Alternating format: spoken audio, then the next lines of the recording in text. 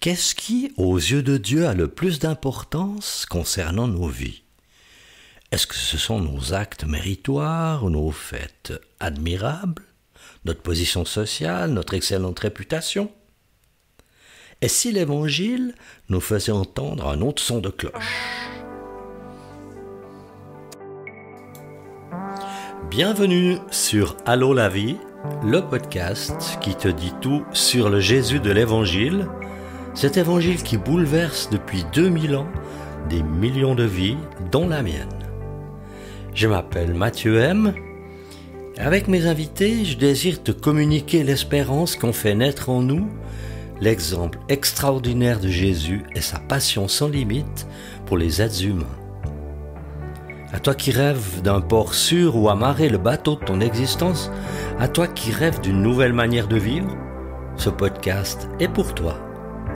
Réjouis-toi donc à l'écoute de Allô la vie, tout sur Jésus.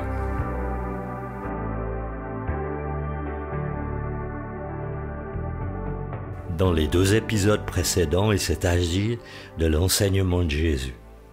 Ceux qui sont venus l'écouter sur la montagne sont maintenant repartis chez eux, et Jésus est entré avec ses disciples dans Capernaum, une ville dans laquelle il a accompli plusieurs miracles quelque temps auparavant. Dans la maison d'un officier de l'armée romaine, un homme à son service est au plus mal depuis plusieurs jours. Sa fièvre ne descend pas, il est au bord de la mort. Son maître le tient en haute estime et souffre de le voir ainsi.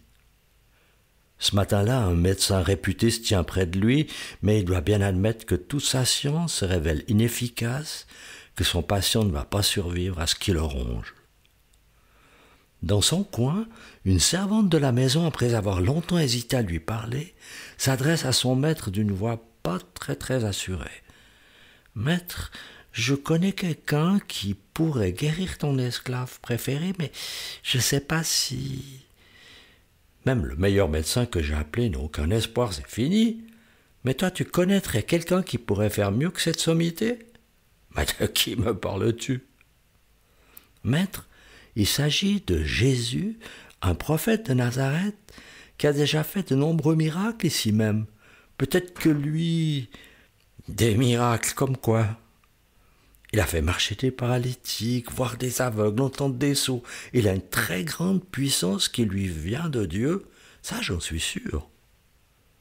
Puis alors, où est-ce qu'on peut le trouver ton Jésus? Il est dans Capernaum en ce moment même, d'après ce que je sais. Le médecin s'en va, navré de son impuissance. La servante repart à son travail, mais l'officier ne supporte plus d'entendre les râles plaintifs de son serviteur. Il veut tenter une dernière chose. Les anciens des Juifs qu'il a fait appeler sont parfaitement au courant des faits miraculeux rapportés par sa servante. Aussi ne sont-ils pas surpris de la demande de l'officier romain qu'ils connaissent bien. Allez tout de suite vers ce Jésus lui demander de venir en urgence guérir mon esclave. Les anciens se concertent pour savoir comment ils vont s'y prendre. Ils tombent d'accord pour insister auprès de Jésus, le convaincre de venir au chevet de ce mourant. Ils supplient Jésus. Cet officier mérite que tu lui accordes cela, car même s'il est romain, il aime notre nation et c'est lui qui a fait construire notre synagogue. Et Jésus part avec eux.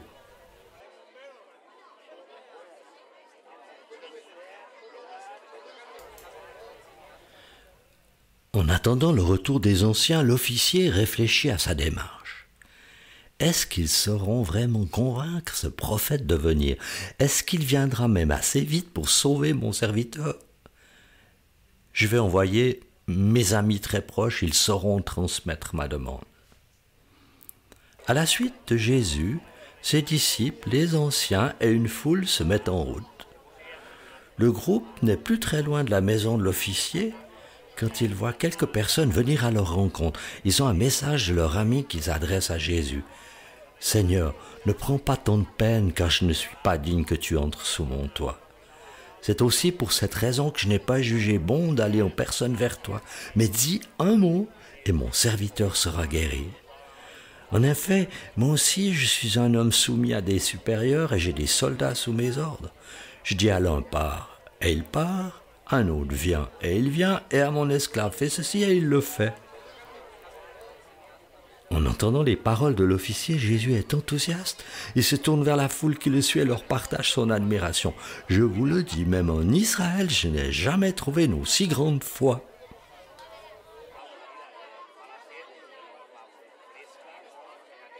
Et Jésus repart avec ses disciples, la foule se disperse, en se demandant si le serviteur échappera ou non à la mort sur la simple parole de Jésus. Un peu après, les personnes envoyées par l'officier sont de retour chez lui. Il s'étonne de l'effervescence joyeuse qui a remplacé la tristesse qui régnait dans la maison lorsqu'ils sont partis pour parler à Jésus. L'officier ne tarde pas à apparaître, suivi de son fidèle esclave, debout, en bonne santé. Et partout dans la maison, on s'extasie. Il est guéri, c'est un miracle. Après ces merveilleux faits, tu te demandes peut-être ce qu'il y a de si admirable dans la foi de cet officier romain. Et pourquoi Jésus l'a dit supérieur à tout ce qu'il avait vu en Israël parmi le peuple de Dieu quand même. Comme Jésus l'avait enseigné quelque temps plus tôt sur la montagne, la bouche exprime ce dont un cœur est plein. Alors, qu'est-ce qu'on a pu voir?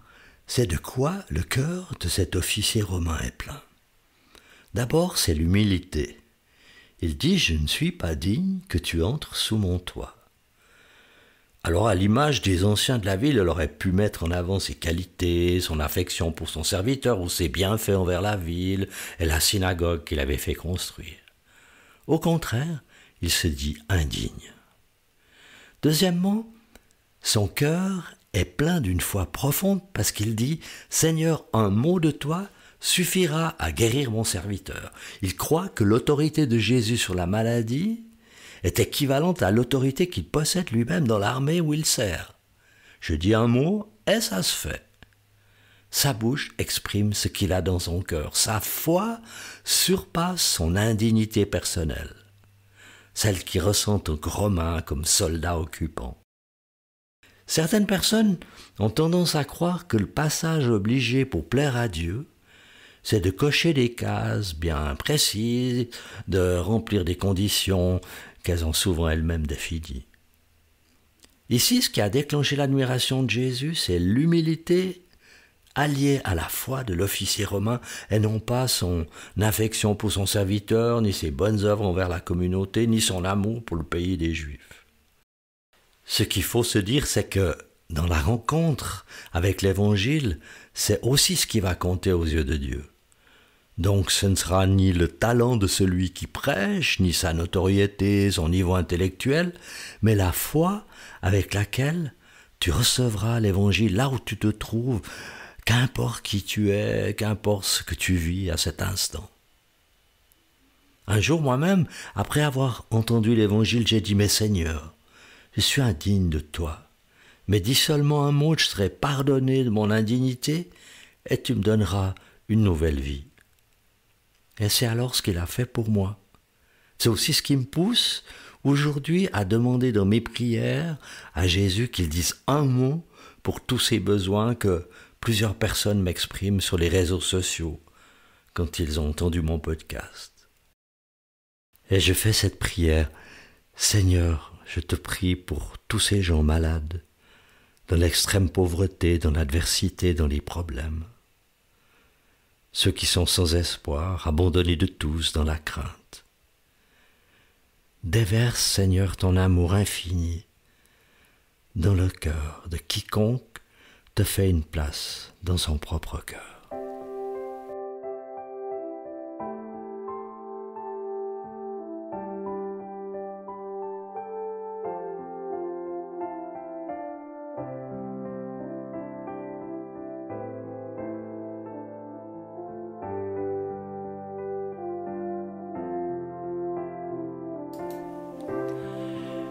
Voilà la fin de ce merveilleux miracle que nous avons pu partager ensemble. Je m'en réjouis. J'espère qu'à toi aussi ça réjouit ton cœur, que ça t'apporte beaucoup de joie, beaucoup de bonheur. L'épisode terminé, tu peux l'écouter comme tu le sais sur 12 plateformes différentes. tu peux l'écouter sur ton smartphone, sur ta tablette, sur ton ordinateur, sur une colonne sonore. Enfin, il y a beaucoup d'endroits où tu peux te réjouir de cette histoire. À bientôt sur Allô la vie, tout sur Jésus.